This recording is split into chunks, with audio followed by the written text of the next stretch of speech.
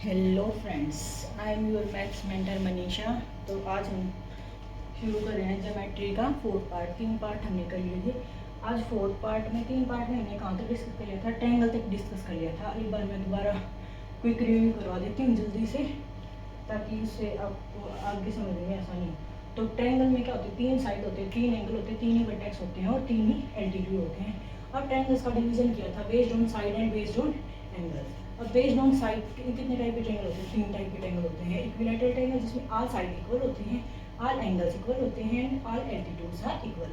उसके बाद second number पे क्या है? Isosceles triangle. आइसोसेलेस ट्रायंगल का मतलब क्या होता है?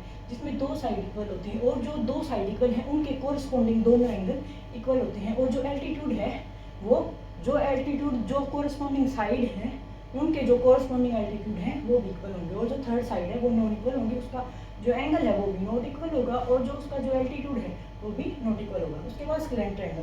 स्लैंट ट्रायंगल का मतलब ये होता है कि ना कोई साइड इक्वल है, ना कोई एंगल इक्वल है और ना ही कोई एल्टीट्यूड इक्वल है। उसके बाद सेकंड पार्ट है ट्रायंगल बेस्ड ऑन एंगल। अब एंगल के बेस पे ट्रायंगल कितने टाइप के होते हैं? वही 3 टाइप के ट्रायंगल होते हैं। Number 1 acute angle triangle. Acute angle triangle में हम क्या करेंगे? जिसमें एक एंगल ना all angles are less than 90 degree, मतलब सारे के सारे क्यूट से छोटे छोटे से एंगल होंगे उसमें acute angle triangle. Acute angle triangle के लिए ये वाली कंडीशन मैंने बताई थी, जिसमें 2 साइड का कोई भी 2 साइड ले लो, 2 साइड के स्क्वायर का सम जो थर्ड साइड है उसके स्क्वायर से ज्यादा होगा। उसके बाद है obtuse angle triangle. Obtuse angle triangle में क्या था? One angle is greater than 90 degree, एक एंगल है वो 90 डिग्री से बड़ा होगा और जो अदर 2 एंगल्स हैं वो छोटे एंगल होंगे, एक्यूट एंगल होंगे।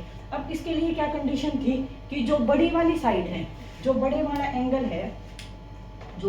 एंगल है उसके कोरस्पॉन्डिंग जो साइड है वो हमेशा बड़ी होगी अदर 2 साइड के सम ऑफ स्क्वायर से। ठीक है, ऑब्ट्यूज एंगल के लिए कंडीशन समझ आती। अब है right angle triangle. Right angle triangle के लिए क्या है? वन एंगल इज 90 डिग्री और ये हमेशा पाइथागोरस थ्योरम को फॉलो करेगा। ठीक है, इसमें क्या होगा? परपेंडिकुलर का स्क्वायर प्लस बेस का square is equal to hypotenuse का square, always that type of property followed by right angle triangle. तो राइट एंगल ट्रायंगल में ये जो है परपेंडिकुलर है और बेस है वो चेंज हो सकते हैं अकॉर्डिंग टू एंगल थीटा, और हाइपोटेन्यूज है वो चेंज नहीं होता है। ठीक है, यहाँ तक हमने डिस्कस कर लिया था। अब इसके आगे एक बात और दे रखी थी ट्रायंगल की, एक बात और है वो ध्यान कर लो। कल मैंने क्वेश्चन करवाई थी ट्रायंगल के, तो उसमें एक इस टाइप से क्वेश्चन आए थे। ठीक है, मान लो ए बी सी कोई ट्रायंगल है। ए बी सी ट्रायंगल के हम किसी भी एक साइड को इंक्रीज कर दें, मतलब एक्सटेंड कर देंगे हम। ठीक है, बी सी को एक्सटेंड कर लो या ए बी को एक्सटेंड कर लो या ए सी को एक्सटेंड कर लो, आपकी मर्जी है, पर ये इजी रहता है इसलिए ये बी सी को इंक्रीज कर दिया मैंने, क्योंकि ये बेस वाली साइड है। अब बी सी को इंक्रीज करने पे जो ये एक्सटीरियर एंगल बनेगा थीटा, ये इसके अपोजिट जो इंटीरियर एंगल है इन दोनों के सम के इक्वल होगा, थीटा 1 और थीटा 2।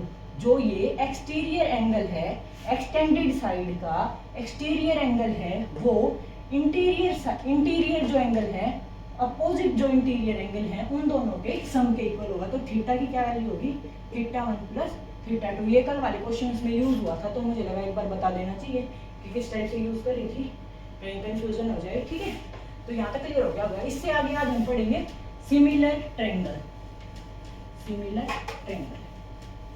फिर उसकी कुछ प्रॉपर्टीज हैं, सिमिलरिटी कैसे फॉलो करती है, तो वो सब पढ़ना है।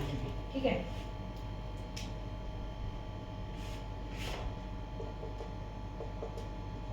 Similar triangle. अब ट्रायंगल है वो सिमिलर कैसे होंगी? या तो वो एक चीज दूसरी चीज को बिल्कुल कवर अप कर ले, या तो एक चीज बिल्कुल दूसरी चीज को कवर अप कर ले, या तो वो तब सिमिलर हो सकती है। ठीक है, या फिर कोई और अदर वे है, या फिर उनके एंगल्स हैं वो तो इक्वल हो। मान लो ये एक ट्रायंगल है, ठीक है, ये है 40, ये है 60, ठीक है, और ये कितना बच गया? 80। वैसे ही एक ये दूसरी ट्रायंगल है,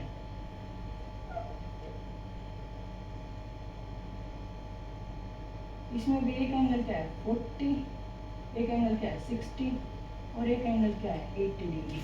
ठीक है, अगर हम इस वाली बड़ी वाली ट्रायंगल के एंगल देखें और छोटी वाली ट्रायंगल के एंगल देखें, तो एंगल क्या है सेम टू सेम है, बट साइज तो हमें अलग अलग दिख रहा है, ये बड़ी है और ये छोटी है।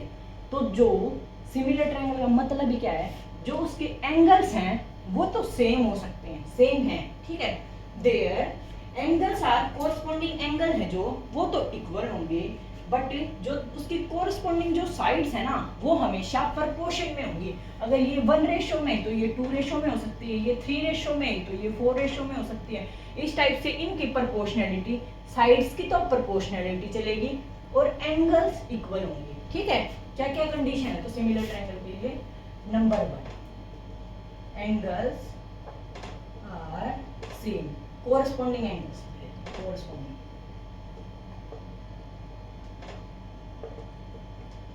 Corresponding angles are same. और दूसरी क्या कंडीशन है, जो कोरस्पॉन्डिंग साइड्स हैं, corresponding sides are in same proportion, same proportion. ठीक है, वो सेम प्रोपोर्शन में होंगी। जैसे ये है A B C D E F, तो इसमें एंगल ए है वो तो एंगल डी के इक्वल है, एंगल बी है वो एंगल सी के इक्वल है, और एंगल बी है वो एंगल ई के इक्वल है, और एंगल सी है वो एंगल एफ के इक्वल है।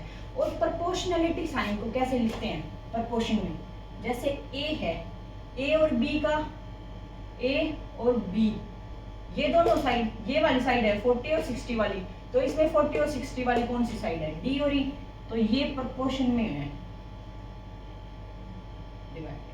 इस टाइप से नीचे डी। ठीक है, और उसके बाद ए और सी, ए और सी के कॉरस्पॉन्डिंग कौन सी साइड है, बी और एफ, ये आपस में प्रोपोर्शन में है। ठीक है, और बी और सी के कॉरस्पॉन्डिंग कौन सी साइड है, ई और एफ। ठीक है, ये आगे एक थ्योरम भी है तो उसमें भी हम आगे प्रूव करेंगे इसको। ठीक है, तो इस टाइप से ये क्या हुई, ये triangle A B C similar है, सिमिलरिटी का साइन ये होता है, सिमिलर है D E F, triangle D E F के सिमिलर है। अब सिमिलरिटी की कंडीशन समझ आ गई होगी कि जो कोरस्पॉन्डिंग एंगल हैं वो तो सेम होंगे और जो कोरस्पॉन्डिंग साइड्स हैं वो प्रोपोर्शन में होंगी। ठीक है, अब उससे आगे क्या क्या क्राइटेरिया है, या एक बार एक छोटी सी कंडीशन और है इसी में कि जो कोरस्पॉन्डिंग एंगल हैं दोनों साइड के, जो कोरस्पॉन्डिंग एंगल है दोनों ट्रायंगल के, मान लो ये 2 एंगल दिए हैं, ठीक है, और 2 एंगल इक्वल हैं, 2 एंगल दिए हैं, मान लो आप 2 एंगल दिए हैं 40 और 60, तो थर्ड एंगल तो अपने आप इक्वल हो जाएगा क्योंकि ट्रायंगल के तीनों एंगल का सम कितना होता है 180 डिग्री। जब 2 एंगल दोनों के सेम दे रखी तो थर्ड एंगल भी सेम हो जाएगा। ठीक है, तो क्या क्या है एक बात, if corresponding angles of 2 triangles are equal, corresponding angle है इक्वल है, तो क्या होगी वो ट्रायंगल इक्वी एंगुलर ट्रायंगल, क्या होगी वो ट्रायंगल इक्वी एंगुलर ट्रायंगल। ये कई बार पार्ट्स में पूछ लिया जाता है कि अगर किसी एंगल के कोरस्पॉन्डिंग किसी 2 ट्रायंगल्स के जो कोरस्पॉन्डिंग एंगल्स हैं वो इक्वल हो तो उस ट्रायंगल को क्या बोलेंगे, इक्वी एंगुलर ट्रायंगल। ठीक है, अब सिमिलरिटी के लिए क्या क्या कंडीशन है, क्या क्या क्राइटेरिया है कि कब कब ट्रायंगल है वो सिमिलर हो सकते हैं। ठीक है, criteria for similarity of triangle, criteria for similarity of triangle. सबसे पहले क्या क्राइटेरिया है, जब तीनों एंगल इक्वल हो तो ए ए ए ए ए ए मतलब तीनों के तीनों एंगल इक्वल हो, या फिर इसको क्या लिख सकते हैं डबल ए, दोनों एंगल इक्वल हो, 2 एंगल इक्वल है तो तीसरा एंगल तो अपने आप इक्वल होगा, या तो इसको ऐसे लिख सकते हैं एंगल एंगल एंगल या डबल एंगल, 2 एंगल भी लिख सकते हैं। ठीक है, तो पहला क्राइटेरिया क्या है, जिसमें तीनों के तीनों एंगल हमारे इक्वल हो, ठीक है। तो ट्रायंगल हमारी क्या होगी, here are the angles of a triangle are equal। दोनों की दोनों ट्रायंगल में जो भी एंगल हैं, तीनों एंगल इक्वल होंगे। एक सिमिलरिटी की कॉन्ग्रुएंसी, सिमिलरिटी की कंडीशन से तो ट्रायंगल कैसी हो जाएगी, सिमिलर ट्रायंगल। दूसरी कंडीशन क्या है, एस एस एस, जब उसकी तीनों साइड, जब उसकी ट्रायंगल की तीनों साइड है वो प्रोपोर्शन में हो, ठीक है। टू ट्रायंगल्स आर सिमिलर होंगी व्हेन देयर कोरस्पॉन्डिंग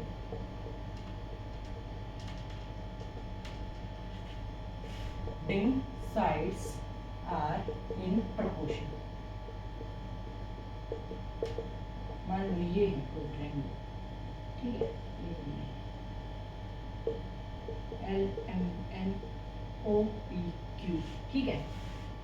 ये वाली साइड इस वाली साइड के इक्वल दे रखी है, ठीक है, और सेकंड वाली M N side P Q के इक्वल दे रखी है, और L N साइड दे रखी है O Q के इक्वल।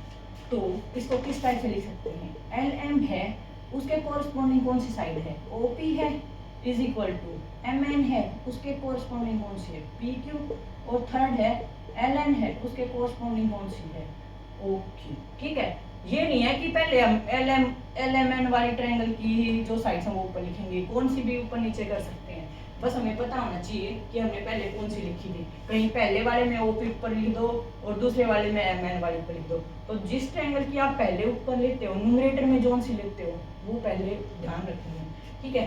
दूसरी कंडीशन पता चल गई कब ट्रायंगल हमारी सिमिलर होगी। पहली कंडीशन है एंगल एंगल एंगल, जब तीनों के तीनों एंगल आपस में इक्वल हो। दूसरी कंडीशन क्या है, जब तीनों की तीनों साइड है वो हमें प्रोपोर्शन में दी हो। उसके बाद थर्ड कंडीशन क्या है, एस ए एस, जब एक एंगल दिया हो और दो साइड दी हो, और वो जो एंगल दिया है ना वो उन दोनों साइड के बीच में होना चाहिए। तीसरी कंडीशन क्या है, S A S, side angle side. पढ़ने में भी आ रहा है ना कि दो साइड के मिडल में एक एंगल है, तो दो साइड है, मान लो ये और ये, ठीक है, ये एंगल दे दिया ए बी सी, ठीक है। अब इसमें ये वाला एंगल दे दिया, मान लो नाम यही रख दिए पी क्यू आर। ये ध्यान नहीं रखना है कि पी क्यू आर है तो एंगल यहाँ पे पी पे ही होगा, वो कोई भी एंगल आपको फोन करके दे सकते हैं। अब साइड एंगल साइड से हैं इक्वल, तो कौन सा एंगल किसके इक्वल है और कौन सी साइड किसके कोरस्पॉन्डिंग में आएगी, अब ये लिखने का एक बार वे देख लेते हैं, इसलिए मैंने थोड़ा ये चेंज करके लिखा है।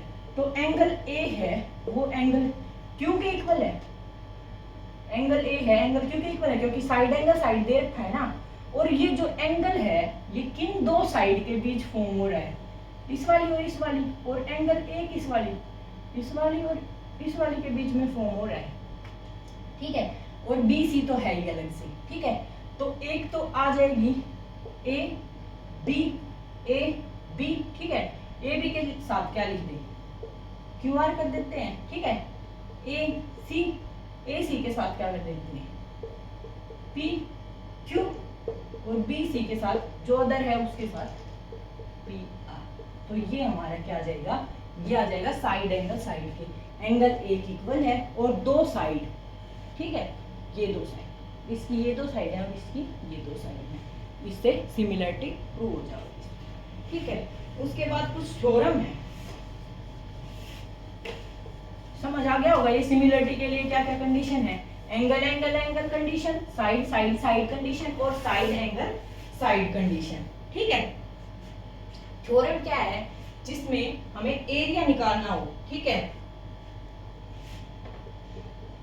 एक थ्योरम थी बीच में तो पहले वही करती हूं मैं, ठीक है, जिसमें मान लो दो ट्रायंगल है, दो ट्रायंगल दे रखी है, A B C D E F, ठीक है, दो ट्रायंगल है। अब हमें एरिया निकालना है, एरिया ऑफ ट्रायंगल ABC और एरिया ऑफ ट्रायंगल DEF। ये कब सिमिलर है, इनका एरिया निकालना है, तो एरिया में किस टाइप से सिमिलरिटी है, ठीक है। मान लो ये एंगल है A, ये B और ये C, ठीक है। उसी टाइप से ये मान लो ये ठीक है। अब एंगल देखेंगे, एंगल किधर से किधर जा रहा है, उसी रेशो में हम इसकी साइड को लिखते जाएंगे, साइडों के स्क्वायर को, ठीक है। एरिया पहले लिख दे, ठीक है। A से B डिवाइडेड बाय, अब इसमें कहां से कहां, E से D का स्क्वायर, एरिया ऑफ ट्रायंगल किसके इक्वल होता है, ठीक है। अब दूसरा क्या है,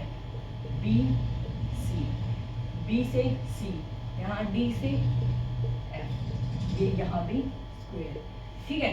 तीसरा क्या है, A से C, इसमें कहाँ से कहाँ आएगा, A से C, इसमें E से F और इसका स्क्वायर। और जो हमारे एल्टीट्यूड है ना, एल्टीट्यूड के साथ भी ये इसी टाइप से फॉलो करेगा। मान लो यहाँ से एक एल्टीट्यूड ड्रॉ कर देते हैं, ठीक है। एल्टीट्यूड है ये M, और जो इधर वाला एल्टीट्यूड है N, ये भी इसी टाइप से होगी, AM by EN का स्क्वायर। तो एक टाइप से एरिया निकालने के लिए कई बार हमारी ये एक थ्योरम यूज हो जाती है कि हमें साइड का रेशो दिया होता है, ये बोल देंगे कि ये दो ट्रायंगल सिमिलर हैं और इनकी साइड्स है ना इस रेशो में है। एक क्वेश्चन करके बताते हैं, ठीक है। अभी जो KVS का एग्जाम गया था, इसमें भी एक क्वेश्चन आया था, when two triangles are similar, their ratio of corresponding sides are 81 ratio 49, then the area of the triangles, ठीक है। ये क्वेश्चन था, इसी टाइप का कुछ क्वेश्चन था, मतलब एग्जैक्ट मुझे ध्यान नहीं है, बस डाटा यही था कि 81 और 49 था, और यही पूछा था कि एरिया निकालना है, कोरस्पॉन्डिंग साइड दी हुई, डाटा शायद यही था 81 और 49, ठीक है। डाटा तो कोई भी हो सकता है, तो अब हमें एरिया निकालना है, तो कोरस्पॉन्डिंग साइड्स का स्क्वायर है ना इधर, और उन्होंने क्या दे रखा है, कोरस्पॉन्डिंग साइड्स का स्क्वायर, हमें यही वाली वैल्यू दी हुई है। तो अब हमें एरिया निकालना है, तो जो ये इधर वाली वैल्यू है स्क्वायर है, तो इधर आके स्क्वायर रूट कर देंगे इसका। अगर हम स्क्वायर रूट कर देंगे, ठीक है, तो हमारी क्या आ जाएगी, एरिया की वैल्यू आ जाएगी। तो इसका एरिया कैसे आ जाएगा, 81 का स्क्वायर कितना होता है 9, और 49 का 7, तो 9:7 आ जाएगा। इधर आके ये स्क्वायर में है वैल्यू, तो इसका अगर हम रूट कर देंगे, ठीक है, तो क्या आ जाएगा हमारा, इसका ये एरिया दिया था शायद, और तब साइड का रेशो पूछा था, सॉरी याद आ गया, ratio corresponding areas of triangle and then the ratio of their sides का रेशो निकालना था। इसी टाइप से अगर साइड का रेशो दिया हो तो हम स्क्वायर करके निकाल लेंगे, और अगर एरिया का रेशो दिया है तो हम अंडर रूट करके हमने साइड निकाल ली, ठीक है। अब इससे आगे कुछ और इम्पोर्टेंट पॉइंट्स हैं जो हमारी इसमें यूज होते हैं, अब वो करते हैं, ठीक है। ट्रायंगल में और क्या क्या यूज होते हैं, जैसे एल्टीट्यूड का यूज, ठीक है, मीडियन का यूज, ऑर्थो सेंटर का, ये पढ़े होंगे ना सबने, ऑर्थो सेंटर क्या होता है, इन सेंटर क्या होता है, सर्कम सेंटर क्या होता है, ठीक है। तो अब एक बार इसके बारे में थोड़ा सा डिस्कस कर लेते हैं। सबसे पहला पॉइंट क्या है, सबसे पहले हम करेंगे एल्टीट्यूड। एल्टीट्यूड मतलब जो उनकी हाइट है, अभी हमने बताया था ना कि एल्टीट्यूड का रेशियो का स्क्वायर भी इक्वल होता है। तो एल्टीट्यूड का मतलब क्या होता है, जो हम परपेंडिकुलर ड्रा करते हैं किसी भी वर्टेक्स का, वर्टेक्स से अपोजिट साइड पे जो हम परपेंडिकुलर ड्रॉ करते हैं, ठीक है।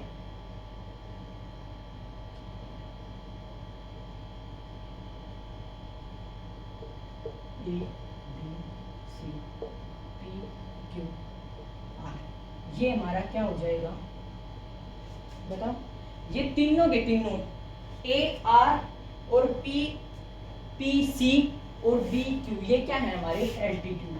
और एल्टीट्यूड से क्या बनेगा, ऑर्थो सेंटर। और जो ऑर्थो सेंटर है वो मिडल में लाई कर रहा है। तीनों के तीनों जो एल्टीट्यूड है कट करके जा रहे हैं ना ऑर्थो सेंटर को। तो ये ध्यान रखना है कि एल्टीट्यूड से तो क्या बनेगा, ऑर्थो सेंटर। अब एक बार इसकी डेफिनेशन है बोल के बता दूं या वैसे लिखवाऊं, तो बोल के ही बता देती हूँ मैं।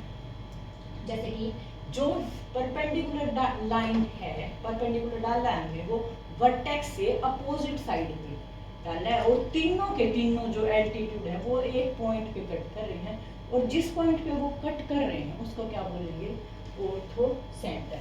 उसके बाद क्या है second point, angle bisector. Angle bisector, कल मैंने एंगल बाइसेक्टर के परसों जब पढ़ाया था, तो एंगल बाइसेक्टर के बारे में थोड़ा सा ब्रीफ आइडिया तो सबको ही होगा कि एंगल को दो इक्वल पार्ट्स में डिवाइड करना। अब ट्रायंगल में वो कैसे यूज करना है, अब यहाँ पे वो करेंगे, ठीक है। ठीक है, मान लो ये एंगल है, इसको दो इक्वल पार्ट में डिवाइड करना है। ये एंगल है, इसको भी दो इक्वल पार्ट में डिवाइड करना है। ये एंगल है, इसको भी दो इक्वल पार्ट में डिवाइड करना है, ठीक है। तीनों को इक्वल पार्ट में डिवाइड कर दिया, इसका नाम दे दिया हमने को ए बी सी, ठीक है। ओ अब जो ये वाला सेंटर है क्या होगा, ये इन सेंटर,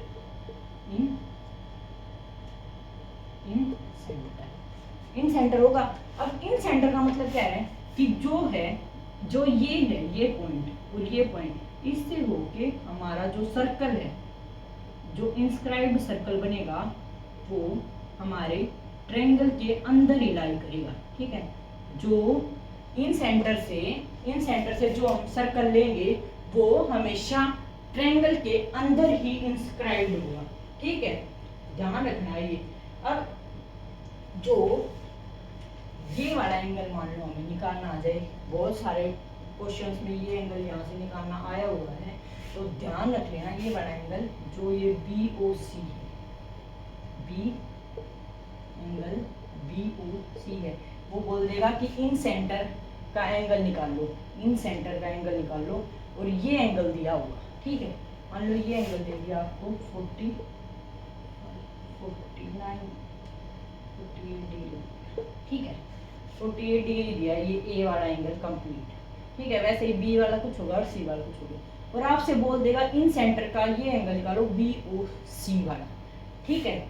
अब ये एंगल जो निकालना है, इसके लिए हम क्या करेंगे, जो हमारा एक तो होगा 90 डिग्री, क्योंकि कंप्लीट एंगल कितना होता है 360 डिग्री, दोनों का क्या कर दिया हमने यहाँ पे, इधर भी हाफ करा है, इधर भी हाफ करा है, तो टोटल एंगल निकालना है ना हमें, तो ये वाला, तो 180 डिग्री प्लस एंगल A/2, ये वाली कंडीशन हमें हमेशा ध्यान रखनी है।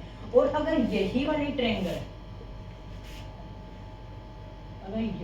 ट्रायंगल इसको आगे मूव करके और इस वाली को भी आगे मूव करके और इनका हाफ करके, ये जो एंगल बन रहे हैं बाहर, इनका हाफ करके जो एंगल बनेंगे ना, और इसका जो सर्कल ड्रॉ होगा, अगर उसका एंगल निकलवा लेना, ये एंगल ए दिया है तो ये 90 डिग्री माइनस A/2 हो जाएगा, ठीक है।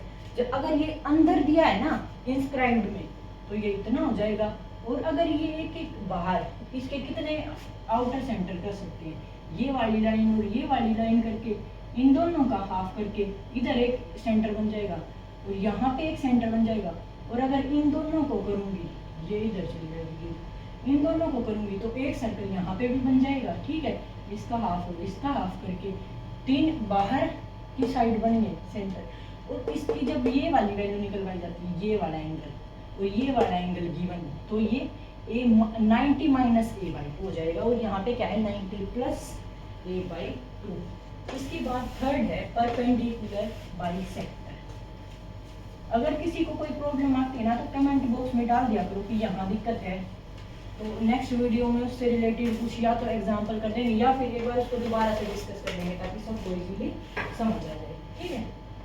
थर्ड पार्ट है परपेंडिकुलर बाइसेक्टर। अब परपेंडिकुलर बाइसेक्टर से क्या बनेगा, मान लो ये हमारे पास एक ट्रायंगल है A B C। अब साइड का परपेंडिकुलर कहाँ पे लगता है, अपोजिट साइड पे, और बाइसेक्ट भी करना है इसको दो इक्वल सेक्टर में। तो मान लो हम इसको ऐसे बाइसेक्ट करें, ठीक है,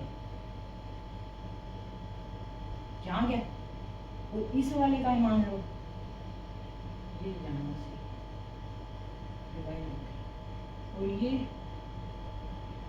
यहाँ से मान लो, ठीक है।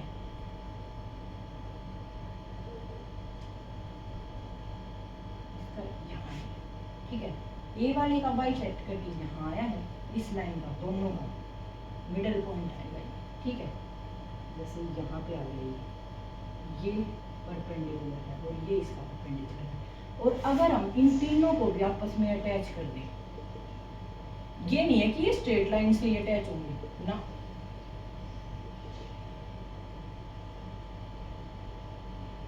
यहाँ पे हमें परपेंडिकुलर भी बनाना है और बाइसेक्टर भी। साइड के ऊपर है ये सारा, परपेंडिकुलर बाइसेक्टर में साइड का ध्यान रखना है, परपेंडिकुलर भी होना चाहिए और बाइसेक्ट भी करना चाहिए, ठीक है, ध्यान रखना है। अब इससे क्या बनेगा, क्या फॉर्मेशन होगी इससे, सर्कम सर्कल,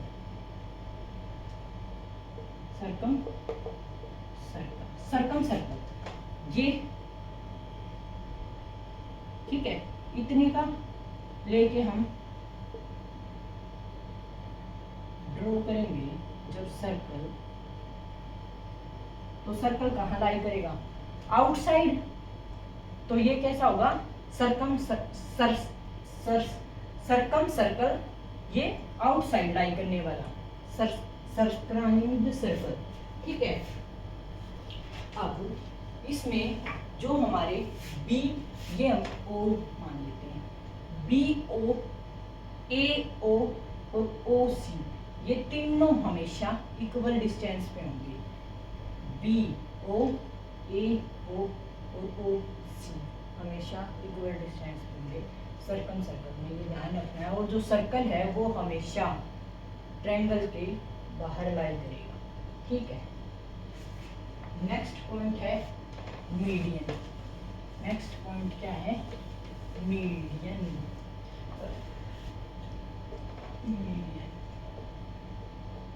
मीडियन का क्या मतलब होता है, जिसमें मिड पॉइंट को आपस में लाई करवाना है, आपस में कनेक्ट करवाना है। मिड पॉइंट कहाँ है, कोई ट्रायंगल है,